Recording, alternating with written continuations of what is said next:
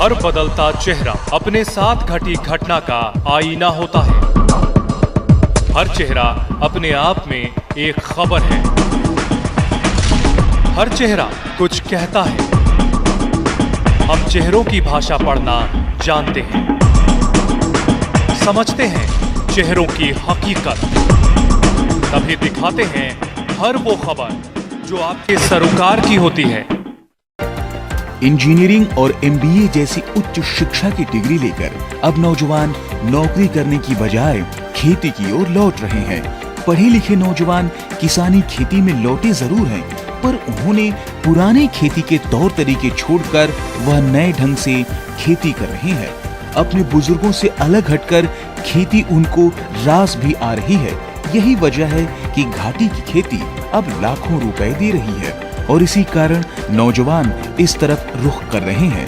खेती को घाटे का सौदा मानकर जो लोग नौकरी के लिए शहर की ओर भागते थे, पर अब नौजवान नए वैज्ञानिक तौर तरीकों को इस्तेमाल करके खेती को बड़े मुनाफे का आधार बना लिया है।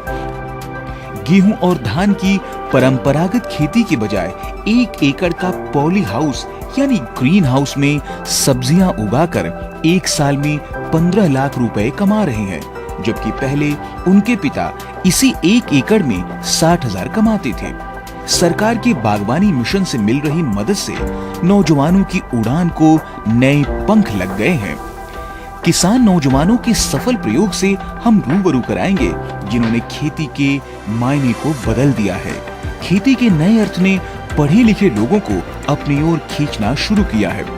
एमबीए करने के बाद ग्रेटर नोएडा के निखिल भारद्वाज ने नौकरी करने के बजाय अपनी परंपरागत खेती में कुछ नयापन लाकर उसे संभालने पर ध्यान दिया। भारद्वाज 45 लाख रुपए साल कमाते हैं। उनकी योजना इसे और विस्तार देने की है। सर, परंपरागत रूप से तो खेती हमारे यहाँ बहुत पहले से होती आ रही है, किंतु फिर भी मेरा खेती की तरफ बचपन से रुझान था। आप विश्वास नहीं करेंगे, मेरा जन्म भी बल्कि यहाँ खेतों में ही हुआ है और 2-2.5 साल तक मैं यहीं रहा करता था। हमेशा से पिताजी भी यही कहा करते थे कि बच्चा खेती के लिए पैदा हुआ। पता नहीं उन्होंने मुझ में क्या साइंस ऐसे देखे।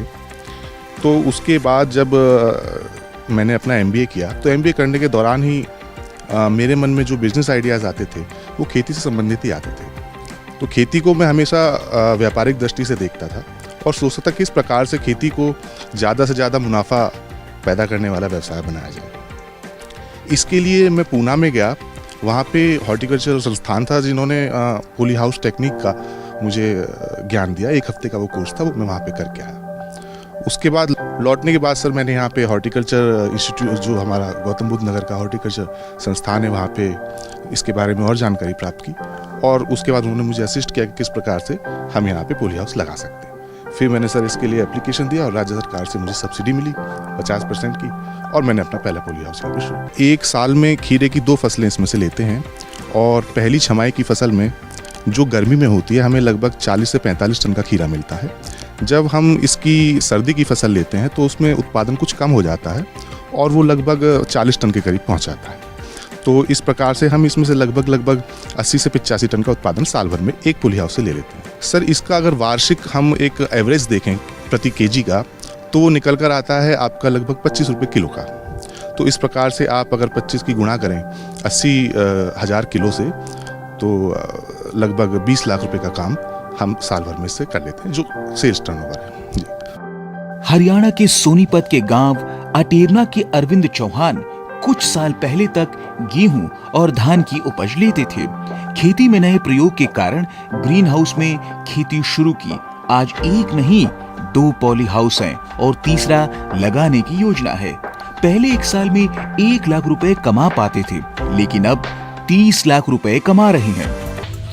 ये अपने यहाँ केले की G9, जो इजराइल के वैज्ञानिकों द्वारा डेवलप की हुई वैरायटी, ये लगाई जाती है और अपने यहाँ जो क्लाइमेटिक कंडीशन है उसके हिसाब से जुलाई में 15 जुलाई से 15 अगस्त के बीच में आप केले की पौधों को लगा सकते हो।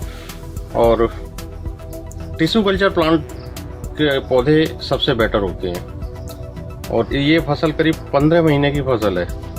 15 महीने लगाने के 15 महीने बाद आपको प्रोडक्शन मिलता है।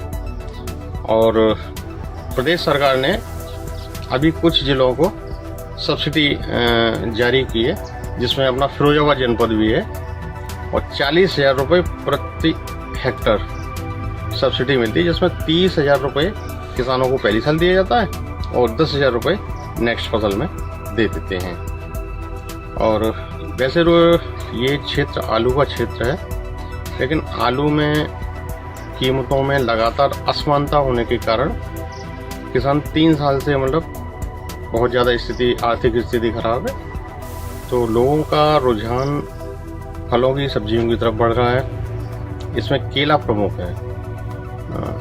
मैंने अभी 2 साल पहले ही फिरोजाबाद जनपद में केले की शुरुआत की है। नहीं, ये तो हमारे गांव में करीब 3 साल हो गए इसे लगते, तो हमने पहली साल ही ये कंप्लीट किया है।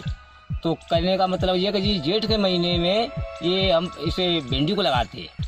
भिंडी तैयार की, भिंडी की फसल तैयार हो गई, जैसे टूटना शुरू हो गई, तो तोड़ना शुरू करके कुछ समय 4 से 10 दिन बाद और इसमें हम नाली और इसमें हम सेम लगा दें। अच्छा, फिर फसल हमारी तैयार हो गई, जैसे सेम की या पौंड चालू हो गई, फिर इसमें हम नाली तैयार करेंगे। नाली तैयार की, उसको बिल को पलटा इधर या उधर दोनों तरफ से पलट के उसमें नाली बना के तैयार कर दिया। अब थोड़े से समय में करीब 2 महीने में ये भी तैयार हो जाती है सेम भी। तो अभी 2 महीने से हुए भी नहीं है सेम को, और फसल तैयार है और फल आ रहा है। करीब 8 दिन में तैयार हो जाएगी, तोड़ना शुरू हो जाएगा। अच्छा, इस पर कीटनाशक लगता है? कीटनाशक लगता है इस पर, जैसे हम मच्छर के लिए थोड़ा सा, जैसे भिंडी में वगैरह में ज़्यादा हीट लगती है दवाई, तो इसमें हम कम डोज में इसमें लगाते हैं। जैसे उसे से दवाई वाले से संपर्क कराओ और उससे दवाई उठा ली, क्योंकि ज़्यादा तेज़ी में मार देंगे तो इसका फूल चला जाएगा।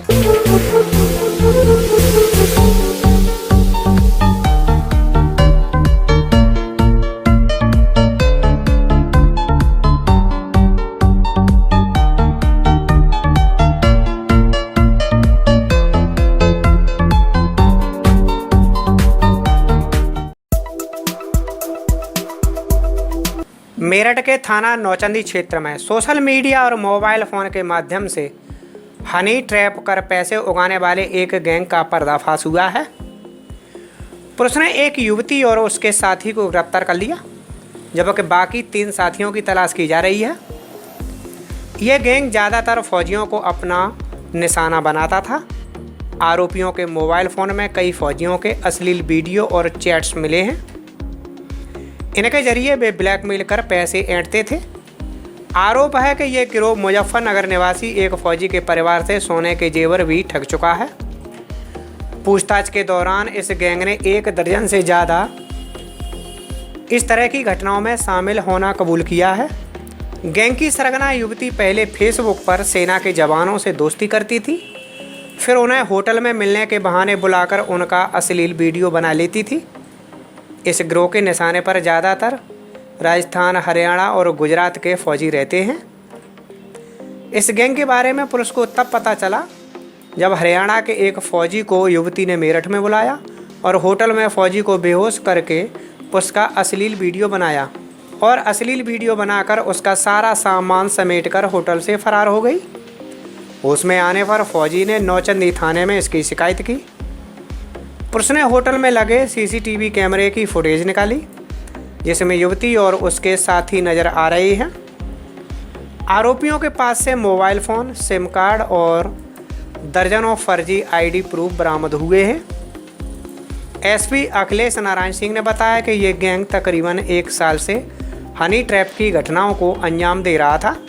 थाना नौचंदी में एक शिकायत प्राप्त होने पर कि हनी ट्रैप का एक गिरोह है जिसने कई लोगों को इस तरह का शिकार बनाया है, हनी ट्रैप में फंसाकर पैसे ऐंठ लेता है। इसके आधार पर थाना प्रभारी नौचंदी और उनकी टीम के द्वारा कार्य करते हुए अंकुर नामक व्यक्ति जो शास्त्री नगर मेडिकल जनपद मेरठ का है और आरती नामक महिला जो जानसठ क्षेत्र मुजफ्फरनगर की रहने वाली है, दोनों को गिरफ्तार किया गया है। दोनों के कब्जे से 5 मोबाइल और काफ़ी आईडी वगैरह बरामद हुई है।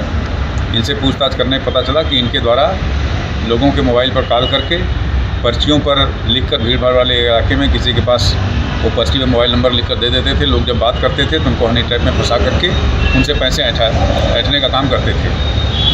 इनसे विस्तृत पूछताछ की जा रही कि इनके गिरोह में और कौन कौन लोग हैं, किसको किसको शिकार बनाया है। सारे तथ्यों की जानकारी करके इनके गिरोह के अन्य सदस्यों के खिलाफ भी विधिक कार्रवाई सुसंगत धाराओं में सुनिश्चित की जाएगी।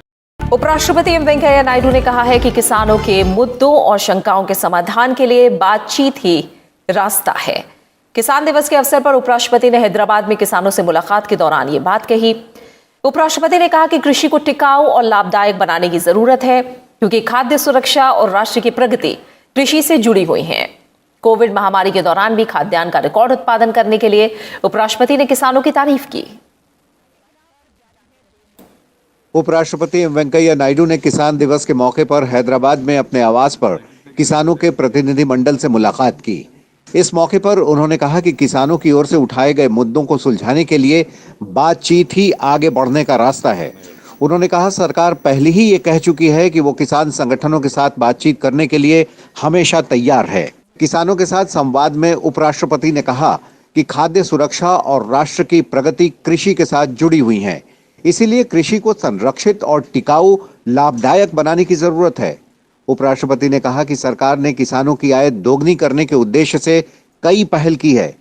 उन्होंने पैदावार बढ़ाने और कृषि को जलवायु परिवर्तन के अनुकूल बनाने की आवश्यकता पर बल दिया। उपराष्ट्रपति ने फसल विविधीकरण, जैविक खेती और पोषण से भरपूर किस्मों को बढ़ावा देने पर भी जोर दिया। उपराष्ट्रपति ने कहा कि किसानों के लिए कोल्ड स्टोरेज सुविधा, परिवहन और विपणन तंत्र, पर्याप्त बुनियादी ढांचा तैयार करना भी उतना ही महत्वपूर्ण है। साथ ही किसानों को अतिरिक्त आमदनी के साधन खोजने का भी उपराष्ट्रपति ने आह्वान किया। इस मौके पर किसानों ने उपराष्ट्रपति के साथ कृषि क्षेत्र को लेकर अपने अनुभव साझा किए। किसानों ने बताया कि उन्हें जैविक और प्राकृतिक खेती के साथ बेहतर और उच्च पैदावार मिल रही है। उन्होंने कहा कि पारंपरिक खेती को टेक्नोलॉजी के साथ मिलाने के बाद कम लागत पर अधिक पैदावार से उनके लाभ में भी इजाफा हुआ है। इस मुलाकात के मौके पर पद्मश्री पुरस्कार से सम्मानित और रायथू नेष्ठाम के संपादक येदलापति वेंकटेश्वर राव भी उपस्थित रहे। Agriculture is our basic culture.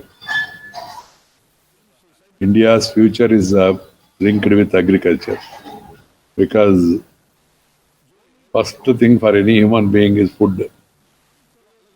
So for food you need to have food security. And farmers are the people who produce food. And now of late, it is not only the question of food, it is a question of producing protein food and eating protein food. Protein, paddy or wheat alone will not suffice. Then we have to diversify the crops also. Then go for new varieties which will yield more crop and also result in making agriculture viable. That is the purpose on this day of Kisan Divas. I thought of interacting with some of the progressive farmers who are into organic or natural farming and know their experience, the result they are getting for the new experiments, and also the problems. That's the purpose of inviting all of you today. Very happy that you have come here. Uttar Pradesh के एटा में समाज को शर्मसार करने वाली घटना सामने आई है, जहां कुछ लड़कों ने चलते टेम्पो में बीएससी की छात्रा के साथ बलात्कार किया। घटना के बाद पीड़ित परिवार की शिकायत पर पुलिस ने बलात्कार का मामला दर्ज कर लिया है। आपको बता दें कि सुबह पीड़िता कॉलेज के लिए गई हुई थी। उसने कॉलेज जाने के लिए टेम्पो किया। उस टेम्पो में उसके साथ कुछ छात्र भी थे। सभी छात्र कॉलेज के सामने उतर गए। जब तक ये छात्रा टेम्पो से उतरती तब तक टेम्पो चालक ने टेम्पो को आगे बढ़ा दिया। उसके साथ एक और लड़का भी था। पहले से मौजूद लड़के ने चलते टेम्पो में लड़की के साथ रेप जैसी घटना को अंजाम दिया। कॉलेज के सामने मौजूद छात्रा ने इसकी जानकारी अपने शिक्षकों को दी। इसके बाद सभी ने उस टेम्पो का पीछा किया और लगभग 5 किलोमीटर आगे जाकर टेम्पो को पकड़ लिया। लड़की को गंभीर अवस्था में अस्पताल भेजा गया है और दोनों आरोपियों को पुलिस के हवाले कर दिया गया। पुलिस ने परिवार की तहरीर पर बलात्कार के आरोपी 2 युवकों को गिरफ्तार करके जेल भेजा है। थाना बागवाला क्षेत्र में एक 19 वर्षीय युवती के गांव के ही एक टेम्पो ड्राइवर की साजिश से उसी के मकान के सामने रहने वाले एक युवक द्वारा बलात्कार करने की घटना संज्ञान में लाई गई थी। उसके पिता की तहरीर पे 376 IPC का मुकदमा दर्ज किया गया है। आरोपित टेम्पो चालक जो साजिश में शामिल था और जिस युवक ने छात्रा के साथ बलात्कार किया था, दोनों को गिरफ्तार कर लिया गया है और दोनों को जेल भेजा जा रहा है। खबर उत्तर प्रदेश के औरैया जिले से है, जहां दिन दहाड़े गांव के 4 युवकों को फंसाने के चक्कर में युवक ने खुद को गोली मारकर घायल कर लिया। आपको बता दें कि नगला जयसीराम निवासी समेंद्र कुमार थाना अछलदा में 363, 366 का आरोपी है। अपने मुकदमों को क्रॉस कराने के चक्कर में खुद को गोली मार ली और गोली मारकर थाना अछलदा पहुंचा। गोली की सूचना मिलते ही CO विधूना मौके पर पहुंचे। घायल को साथ लेकर उससे पूछताछ की।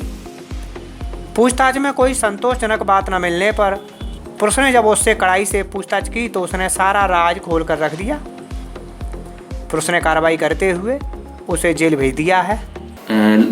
मरीज का नाम है शशिवेंद्र यादव, पिताजी का नाम है इसका शोभाराम, उम्र लगभग 32 साल है और निवासी जयसीराम का रहने वाला है। इसको दाहिने हाथ में गोली लगी है और गोली लगने के कारण उसको जिला अस्पताल चिचौली भी रेफर कर दिया गया है और एक्सरे के बाद ये पता चलेगा कि उसकी कंडीशन क्या है। शिवेंद्र ने बताया कि दिल्लीपुर में बम्बिया के पास 4 लोगों ने उनको घेरा और पीटा और उनके हाथ में कट्टे से गोली चला दी। इस मौके पर सूचना पर तत्काल पुलिस मौके पर पहुंचती है। गांव के आसपास लोगों के बयान लेती है कि जिनका नामित किया वो लोग घर पे ही नहीं थे और पता किया गया तो शिवेंद्र जिन्होंने ये शिकायत की ये 366 में नामजद अभियुक्त हैं और जब इनसे और कड़ाई से पूछताछ की गई तो उन्होंने ऐसा बताया कि किसी के कहने पर पेशबंदी में इन्होंने अपने हाथ में कट्टे से गोली चला ली थी ताकि जो 366 का मुकदमा है उसमें क्रॉस मुकदमा लिखाकर ये उसमें उसका लाभ ले सके। जैसा कि डॉक्टर की रिपोर्ट में भी आया, ब्लैकनिंग और टैटूइंग आई है जिससे कि सटा करके कट्टे से इनके द्वारा गोली चलाई गई, ऐसा वो हो रहा है। अग्रिम विधि कार्रवाई की जा रही है। उत्तर प्रदेश के महोबा में गुरुवार सुबह साइकिल से कोचिंग जा रहे छात्रों के समूह को एक तेज रफ्तार अनियंत्रित ट्रक ने कुचल दिया। सड़क हादसे में 2 छात्रों की मौके पर ही मौत हो गई जबकि 4 छात्र गंभीर रूप से घायल हो गए। बच्चों की मौत से गुस्साए ग्रामीणों ने महोबा मार्ग पर जाम लगा दिया। पुलिस ने ग्रामीणों को समझाकर शांत कराया, लेकिन कुछ देर बाद सैकड़ों की संख्या में फिर से ग्रामीण सड़क के किनारे पहुंचकर हंगामा करने लगे। घटना से ग्रामीणों में काफी आक्रोश है। आपको बता दें कि महोबा के कुलपहाड़ कोतवाली क्षेत्र के सुगिरा गांव निवासी इंटरमीडिएट के 5 छात्र साइकिल से गुरुवार सुबह 5 बजे कुलपहाड़ के गोविंद नगर कोचिंग पढ़ने जा रहे थे। झांसी मार्ग पर पीछे से आ रहे ट्रक ने मदनाबार रपटा के पास रौंद दिया। हादसा इतना भयानक था कि टक्कर लगते ही छात्र साइकिल समेत कई मीटर दूर जाकर गिरे। टक्कर लगने से धर्मेंद्र और कपिल की मौके पर ही मौत हो गई जबकि अन्य छात्र घायल हो गए। परिजन अपने वाहन से घायल छात्रों को लेकर सामुदायिक स्वास्थ्य केंद्र कुलपहाड़ पहुंचे, जहां डॉक्टरों ने 2 छात्रों को मृत घोषित कर दिया। वहीं घायलों का इलाज जारी है। संभल के हयात नगर थाना क्षेत्र में शौच करने गए युवक को सांड ने हमला करके मार डाला। वहीं दूसरा युवक घायल हो गया। युवक की मौत से परिवार में कोहराम मचा है। आपको बता दें कि थाना क्षेत्र के गांव सहजना निवासी 19 साल का युवक दिनेश पाल सुबह सुभाष सैनी और अमित कुमार के साथ शौच करने गया था। शौच करने पहुंचे युवकों पर वहां घूम रहे सांड ने हमला कर दिया।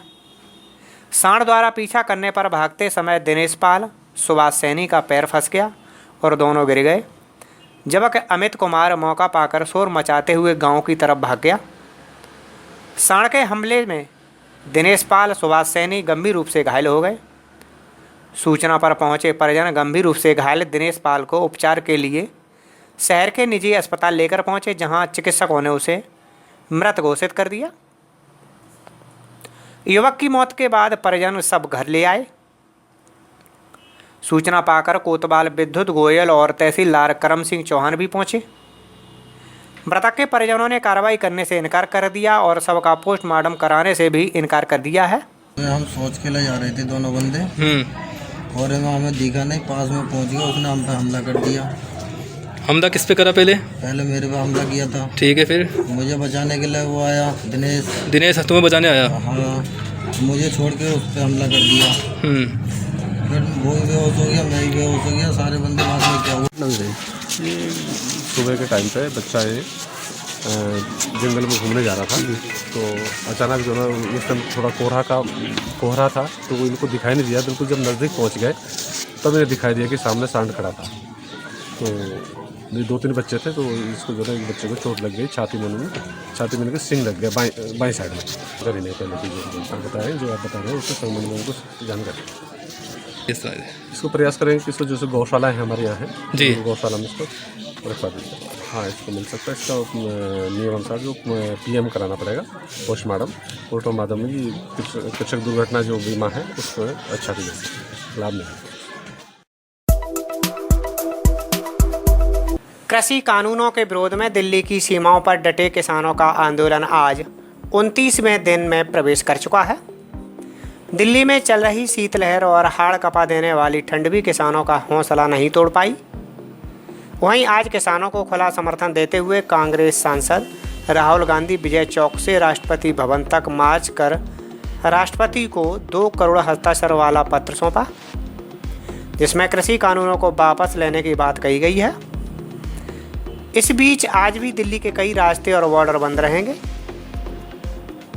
दिल्ली के पर्यावरण मंत्री गोपाल राय ने किसानों के आंदोलन को लेकर आज कहा कि मुझे लगता है कि केंद्र सरकार अपने अहंकार के कारण कृषि कानूनों के मुद्दों पर अटकी हुई है। उन्होंने किसानों को खालिस्तानी, नक्सल, आतंकवादी और न जाने क्या क्या नहीं कहा। सरकार की टाल मटोल करने की तरकीब अब काम नहीं कर रही। प्रांतीय उद्योग व्यापार मंडल के जिलाध्यक्ष डॉक्टर नीरज सिंघल ने कुंभ मेला अधिकारी दीपक रावत का आभार प्रकट किया। उन्होंने कहा कि मनसा देवी सीडी मार्ग से लेकर बैंक ऑफ बड़ौदा तक 125 मीटर की नई सीवर लाइन आपके प्रयासों के द्वारा डलवाई जा रही है। ये बहुत ही सराहनीय कार्य है और जिसका कार्य भी प्रारंभ हो चुका है। पुरानी सीवर लाइन से लोड अत्यधिक था। लाइन का एक बड़ा प्रयास था, बड़ी मांग थी हमारे बाजार के अंदर। गुरुकुल व्यापार मंडल में आपको बोलते हैं, ये हमेशा 4 इंची की लाइन थी, बहुत पुरानी लाइन पड़ी हुई थी हमारी, उससे भी पहली लाइन पड़ी हुई थी यहाँ पे। तो एक दिन हम बैठे थे, जिलाध्यक्ष जी से मैंने डिस्कशन करा। जिलाध्यक्ष जी ने कहा भाई दीपक रावत जी को ज्ञापन दे देते हैं, और हमने आगमन करा, हमने ज्ञापन दिया दीपक रावत जी को। दीपक रावत जी ने हमारी बात स्वीकार करी और उस पर आदेश कर दिया तत्काल। बहुत जल्दी इसको काम को कराया। हम उनका धन्यवाद करना चाहते हैं। और ये लाइन हमारी 8 इंची की होने जा रही है, भविष्य में आगे काम देगी, क्योंकि आबादी भी अब ज़्यादा हो गई है अपर रोड के ऊपर। तो हम कोटि धन्यवाद करते हैं दीपक रावत जी का और माननीय मदन कौशिक जी का। और ये कभी ओवरफ्लो भी हो जाती थी, लेकिन अब ऐसा नहीं होगा। वहीं कार्य के मुख्य सुधारक जिला महामंत्री संजय त्रिवाल ने कहा कि इस कार्य के लिए दीपक रावत का आभार व्यक्त करते हैं। उन्होंने बताया कि पिछले माह 21 नवंबर को ज्ञापन देकर स्वयं मेला अधिकारी के पास गए थे। उनके आदेश पर यह कार्य प्रारंभ हो चुका है। आज गोरक्षनाथ व्यापार मंडल की ओर से इस सीवर लाइन का, जो कि माननीय मेलाधिकारी दीपक रावत जी द्वारा स्वीकृत की गई, संजय त्रिवाल जी के प्रयासों के द्वारा उन्होंने स्वीकृत की है, इसका उद्घाटन आज संजय त्रिवाल जी ने किया। बड़े हर्ष का विषय है कि 4 इंच की लाइन हट करके चौक हो जाती थी बार बार, इसको 8 इंची करवाया गया है। इसके लिए मैं माननीय मेलाधिकारी दीपक रावत जी का कोटि धन्यवाद करता हूं, और माननीय त्रिवाल जी का भी धन्यवाद करता हूं कि इन्होंने गुरुकुल व्यापार मंडल की इस लाइन को स्वीकृत कराया। उसका बहुत हर्ष है, सभी व्यापारियों में बहुत हर्ष है। धन्यवाद। जनपद हापुड़ के थाना सिंबावली पुलिस ने अवैध शराब की तस्करी करने वाले गिरोह के 2 सदस्यों को गिरफ्तार किया है।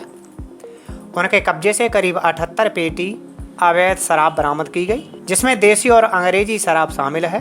बरामद शराब की कीमत करीब 7,25,000 रुपये बताई जा रही है। ये शराब नेशनल हाईवे 9 पर गांव सिखेड़ा के पास से बरामद की गई। शराब के साथ साथ अवैध शराब, हरियाणा मार्का और शराब तस्करी में प्रयुक्त एक आयसर कैंटर भी बरामद की गई है। पकड़े गए तस्करों में एक हापुड़ का है तो दूसरा बुलंदशहर का निवासी, जबकि 2 लोग भागने में सफल रहे। फरार अभियुक्तों में एक हापुड़ का निवासी है और दूसरा बुलंदशहर का।